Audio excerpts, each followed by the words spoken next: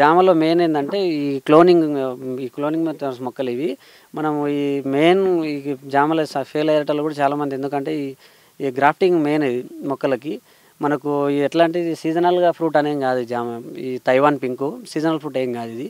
మనం ఈ మెయిన్ ఈ గ్రాఫ్టింగ్ కరెక్ట్ చేసుకోలేమంటే ఇంకా ఇబ్బంది అవుతుంది.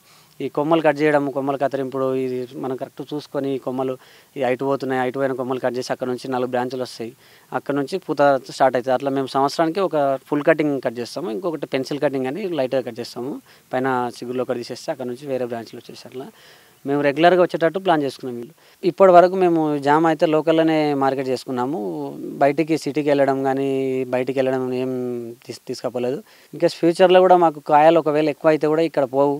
అప్పుడు మేము సూపర్ మార్కెట్ల వాళ్ళతో అగ్రిమెంట్ చేసుకొని వాళ్ళకి రెగ్యులర్గా ఇద్దామనే ప్లాన్తో మేము ఉన్నాం. చాలామంది రైతులు మా దగ్గరకు వచ్చారు. మేము కూడా మేమే కొన్ని మొక్కలు కూడా మేము పెంచడం జరిగింది.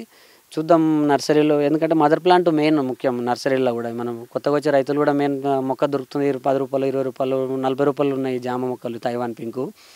అలాంటివి ఎట్లా అంటే మనము పెట్టే ముందు కూడా ఫస్ట్ మదర్ ప్లాంట్ ఎక్కడ ఉంది, ఏ ప్లాంట్ నుంచి వీళ్ళు క్లోన్స్ కట్ చేసుకొని వస్తారు, వాళ్ళు ఏ మెథడ్లో పెంచారు, క్లోనింగ్ అంటుకట్టుడా, నెమటోడ్స్ ప్రాబ్లం మెయిన్ నర్సరీ నుంచి కూడా చాలా నెమటోడ్స్ ప్రాబ్లమ్స్ వస్తాయి జామ. ఇట్లా మనం రైతులు కూడా మనం మంచి మొక్కలు అందించడం బాగుంటుంది అన్నట్టు మేము గ్రాఫ్టింగ్ చేసిన కొమ్మలు అనవసరంగా పడేయడం ఎందుకు, దాని ద్వారా చూద్దాం ఒక చిన్న ప్రయత్నం చేద్దాం అన్నట్టు కొన్ని మొక్కలు చేశాము. నర్సరీ లేదు మా దగ్గర, కానీ వేరే నర్సరీ వాళ్ళకి మేము క్లోన్స్ కట్ చేసుకుని పోయి ఇచ్చి వాళ్ళతో చేయించుకొని తీసుకొని రావడం జరిగింది.